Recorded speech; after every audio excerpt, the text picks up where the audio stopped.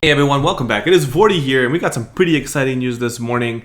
We'll find out for sure Dizzles now what the new banner is going to be in the new event that's going to be taking over for the next 2 weeks or so, or approximately. So that's what's going to be happening till I believe the Halloween event, which is going to be coming out right after. So we've got news that it's going to be, wait for it, wait for it, wait for it. There it is. Final Fantasy 15 Kingsglaive. For those of you who don't know what Kingsglaive is, it's actually made like a animated movie that kind of helps you set up right before Final Fantasy 15 is released, kind of like a prequel, letting you guys know like, oh, this is kind of like the history of this game before like the time of Noctis and stuff like that, while he was still like a little kid. So overall, we're going to go over the banner, we're going to look at the event real quick, and then we're going to sum up kind of like, should you pull or shouldn't you pull on this banner, and we're going to go from there. Okay, we'll start with the actual characters. So you got the 5-star base, which is going to be Nyx. He's definitely one of my favorite looking characters. It's almost to the point where like, actually my hair is kind of like his, except his goes really, really far back, but mine's not that long. But anyways, Nyx is really good. Crow, I've been using Crow a lot. On my Japanese version, she kind of did like healing for me, like buffing and stuff like that. She also has like this AoE shield. Overall, a pretty good support unit if you don't have a support unit. She was one of my main support units on my JP account for a long time till I ended up getting CG Nicole. So I mean, she's pretty good. Glauca, I actually liked this unit, not only for his TM, but he's also a pretty cool unit. He's got some interesting abilities, so I'm going to see how those translate into the global version. And then Libertas, which is Nyx's, I guess, best friend or friend. Like, these three are kind of like best buddies, Nyx, Crow, and Libertas. So he's just kind of like, like nothing special from him that I remember. I think I even leveled him to max in the JP version. Alright, so looking at Nyx here. So Nyx is obviously going to be a damage dealer. He's got some like break moves as well, but look at like a weaker version of like Nox. He kind of like does these teleporting moves, and overall he's like, But anyways, he's an attacker. Looking at his job, he's a Kingsglaive. The history behind the Kingsglaive is the king has this crystal, and as long as the king controls the crystal, he can give these glaives like this power that allows them to kind of like almost like teleport, like how Noctis does this warp. So they can actually do that stuff too. So that's kind of what his job is. So 5-star base going to 6-star. His other stats are alright. MP is pretty good for a damage dealer. Trust Mastery is called Guard of the Future. It boosts attack, defense, spirit, and magic by 20%, and also gives you hit points and MP recovery. This is similar to what you get for Ayaka, where Ayaka will give you the hit points and MP recovery, which is regen and refresh, but she gives you the limit burst gauge fill instead, right? So it's like, kind of like a better version of that already right after the unit. And I would probably say that the Guard of the Future is probably a lot better for overall units, because you put refresh on them, they also get a regen, and then they get a boost for 20% across all stats, which is really nice. So looking at some of the abilities he's got Loyalty Oath. It will nullify poison, sleep, and disease, which is pretty good, especially for his current event. Hero's Pride, damage one enemy and add fire element to own physical attacks.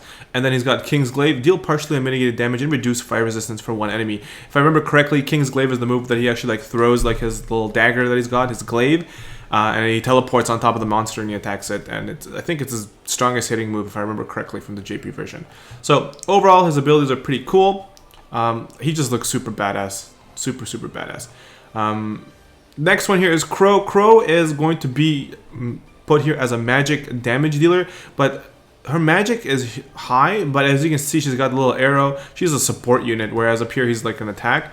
So she's more like a buffer, like a support. She can also, I think, yeah, she learns dual black magic, but she also knows like variants of like cheer and stuff like that you can cast on a single target or all your targets.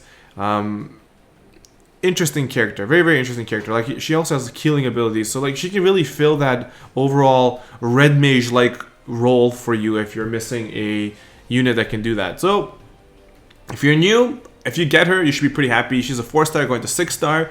I would definitely get her to 6-star because of just the moves she's got. You're going to use her sooner or later for something. Plus, she looks really cool. Her Trust Mastery reward is called Thirst for Survival. Boosts hit points by 30% and Spirit by 30%. Very solid Trust Mastery. And you guys should know this by now. Having 30% hit points of Spirit is already high and strong on a Trust Mastery on its own. But having both in one is really, really good. Lots of events that are coming out right now, you're required to have units that are like your tanks, or even any unit really to have strong survivability. And the best way to make sure that they're going to be surviving is they have strong hit points, strong spirit, and strong defense, right? And if you can at least have 2 of those on one Trust Mastery, it just makes it that much easier. So overall, really, really nice. Looking at some of her abilities here, she's got Lone Woman, boost limit burst gauge fill rate for all allies. Pretty nice to have when you're trying to get those limit bursts up, especially if you bring Riku or something along with you. She kind of helps you get that stuff done a little bit faster. Emergency relief, restore hit points and cure poison, blind, sleep, silence, paralysis, confusion, disease, and stone. That is very, very nice. It's an AoE restore, I think. No, I lied. Emergency relief is a single target thing, unless they changed it for global or not, but that's a single target and it lets you recover it. For Hearth and Home, reduce damage taken for all allies for 3 turns. I believe it's 20% AoE reduction for damage. Unless they changed it, it might be 30% now. But it's we'll see tomorrow when the patch goes live. But yeah, it's an AoE shield, kind of like what you get with Dark Veritas, kind of what you get with Sakura. But now you'll get it on another unit. Like I said, I would be very happy to have her, and if I do get her, I'm getting her to 6-star. She's a very solid unit to have. You never know when you're going to need a support unit like her that can kind of like do all of these buffs and also reduce damage and help like cure some like different kinds of status elements that you might be stuck with. So overall, very good unit. Next one here is going to be called Glauc. Glauc's job is general. He's kind of like the protagonist in the sense. No, not protagonist. Antagonist? Whatever. He's the bad guy. I'm mixing up my protagonist and antagonists here. He's the antagonist. Yeah, protagonist would be Nyx.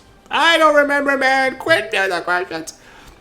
So he's the kind of like, in the sense, he's not the main bad guy. He is the general of the good guys, but then he's also a bad guy. Very confusing. You should watch Kingsglaive to kind of get that. But yeah. As far as the unit himself, he's very cool. He gets some really cool abilities where like the screen goes black and he attacks like a bunch of times. He's like they mark him as a attacker, but you can also use him as a tank because of how he works. He can kind of heal himself and get damage boosts. He has a really cool counter when he gets hit. He will hit and break a bunch of different defenses off the person that hits him. So I used him as a tank for a long time.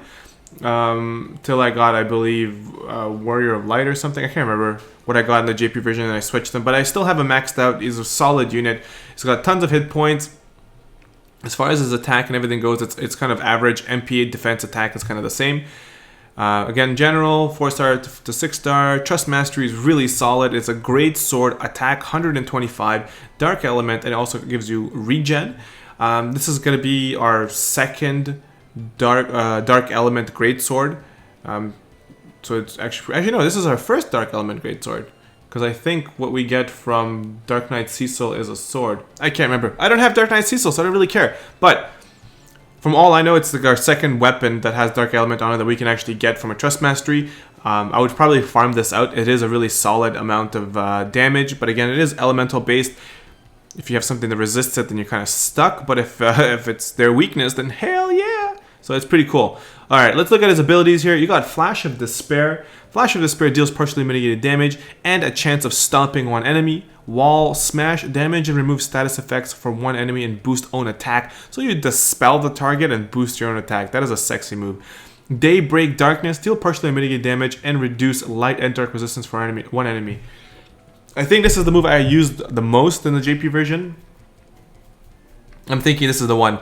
The screen goes dark and you see a bunch of slashes. It chains pretty good with itself. And I think it doesn't share the exact same frames as what's his face. But I'm trying to remember here. Why can't I remember him? I can't remember him. From Final Fantasy X. I don't know why I can't remember him. It's been so long. I haven't even looked at him. I can't remember him.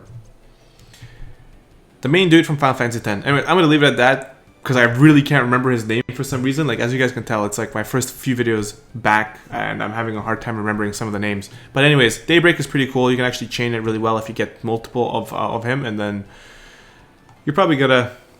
For this event, you're going to use him because you're going to be farming him. He's a 4-star. She's a 4-star. So you're going to have a hard time getting one or the other, depending how kind of luck you have. Because for me, if there's a same base, so if there's like a 4-star, I'm only going to get one of those 4-stars. I will not get both. It was evident with Tilla. Alright, and the last unit here is Libertas. Libertas is Nyx's best friendish with Crow. They're like buddies. Overall, he is a doo-doo unit.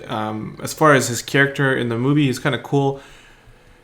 What I do like about him is his Trust Mastery. Attack 10, defense 30, magic 20, hit points 10%. Overall, this is kind of like a nice piece of armor to put on a hybrid style unit, like, let's say, Nyx. Or, well, Nyx is not fully hybrid, but like I think he's got one move that does hybrid damage. But this is a good armor to get. Farm it out, pick it on, good to go. The thing you guys have to remember about this particular banner, this banner is here to stay forever. So these characters will stay in the pool. It is not a limited time event. They're here forever. So you're going to be able to pull Libertas often. In my JP version, I didn't really go that hard on the JP version of this banner either. And I think I have Libertas at like 80% or something. It wasn't very difficult to get. So looking at his abilities here, he's got Not Dying Now, restore hit points for one ally and reduce own defense, kind of lame. No Counting Favors, restore MP for one ally and reduce own spirit. Again, he heals his allies, helps their allies, but then he weakens himself. And the last move they're showing here is called Damn It. It's a chance of countering a magic attack. It's a passive ability that he has. What does it say here? Normally I don't read this stuff here because it's irrelevant, but because they added a 10+1. So it says here, stats are derived from max stats at the highest rarity. Yes. These units will be added to the EX and 10+1 summon pool without any increase in drop rate. We already kind of know that. Selected Trust Masters are not stackable. Yeah, we don't have any of those that are non-stackable. So overall, should you pull on this banner? I would only pull on this banner for 2 reasons. If you really love Nyx, then pull for him. And I'm telling you, I'm a huge fan of Nyx, and I'm not going to go hard on him because I'll get him eventually down the road. So if I get him for my daily pulls, awesome. I'm going to be super happy, but I'm not going to go hard on it because the overall banner itself is not super strong. These units individually are really good. Their Trust Masteries individually are pretty good, but to go ham on them, I wouldn't. Like, if from the looks of it, it looks like Ayaka's banner and this banner are still going to be live. My advice is to pull on this banner until you get the unit so you can run the mug event, and then I would probably pour the rest of your efforts into the Ayaka banner if you haven't gotten Ayaka yet. Because if you do get her as a rainbow, you're going to be far happier and far better off as far as what you're going to get for your Lapis. So overall, nice banner, and I'm going to personally have to pass, and I'm giving you guys my personal advice saying that you should probably pass on going ham on it. Okay, as far as the event goes, it's called Battle at the Borders. King Mog event. You can kind of read this on your own leisure to kind of find out exactly what the background is. If you've watched the Kingsglaive movie, you're pretty set then. But typical rewards, beating it once you get a ticket, and then we're going to be collecting hairpins, which is, again, a signification to the Kingsglaive movie. Don't want to ruin that for anyone, so I'm just going to let you guys know what that is about. It belongs to a princess, that's all I'm going to say. As far as the rewards here, we get, they're talking about Darkness Foe, Light's Foe, event exclusive. Oh, sorry. I almost read that like saying global exclusive. I'm like, hey, what? Anyways, these 2 items are awesome. I would get them right away. Especially the Kingsglaive Hood. Attack 18, defense 20, spirit 10%, all elemental resistance 5% is really solid. 18 attack is really nice. As you guys know with the mail helmets or the heavy helmets that we have, that's really good. So I would pick that up right away. Pick up the gun for sure. As far as doing the King's Mog event, these guys here, the Ariman, are very weak and easy to kill. You won't have any trouble beating them. And then overall, that's kind of how it is. Just kill those guys, collect the loot, and collect and win all of these hairpins to buy items. Second week of the event, what's coming out where you have to fight the boss. The boss is Cerberus, or Cerberus, however you guys want to pronounce it. He's going to come out, and then yeah, he's a really fun fight. There's a little bit of like a bug, or it was a bug back in the JP version, or not really a bug. It was like a strategy to beat him. He takes about 200,000 damage from poison, and you can poison him. So the strategy really is to poison him and make sure you stay alive. That's one way of killing him, and his reward is like a dagger. It was really solid. On my JP account, I kind of started the JP account around the time that Nyx came out. I had really no units, so what I did was I had, I think, a Shadow and a Noctis at the time. So what I would do is I would poison him, and I would just jump in the air and leave and just watch him for multiple turns just take 200,000 damage every turn till he just died. It was like a weird way of beating him. So I'm wondering if they're going to do that in the global version, but we'll tackle that as it comes out in a couple of days, or like 7 days or whatever, with the second week. So stick around for that. We'll go over the strategy. I'll show you different ways of beating him because it was a fun fight. Yeah, he looks badass too, and the rewards are good. All right, guys, let me know if you guys are going to be pulling on this banner. I told you kind of what I think about it. I'm going to stick with it. I'm probably going to pour more into Ayaka. Hopefully get something better. But what I will tell you guys, to end this video, this morning I did my half off pulls. I did my first one here, and I got nothing. I got trolled, and then I did my standard featured summon, and this one was a rainbow.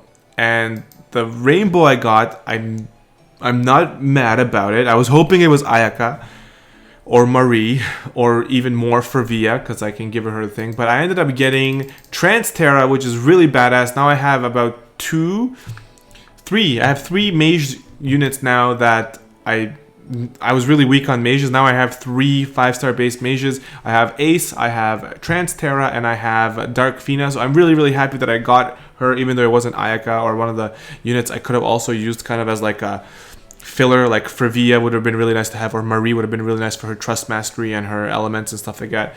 But anyways, I got this as a rainbow out of the free summon. So let me know, have you guys gotten anything good out of that? I got the first day it was all blue, right? Blues, and then today it was a rainbow. So let me know what you guys got. And again, fill the comment section below with questions with what you guys are going to be doing. Are you pulling? Are you not pulling? Which banner are you waiting for? And we'll go from there. All right, guys. Thank you so much for sticking around. This is Vortie, and I will see you guys in the next video. I am out of here. Peace.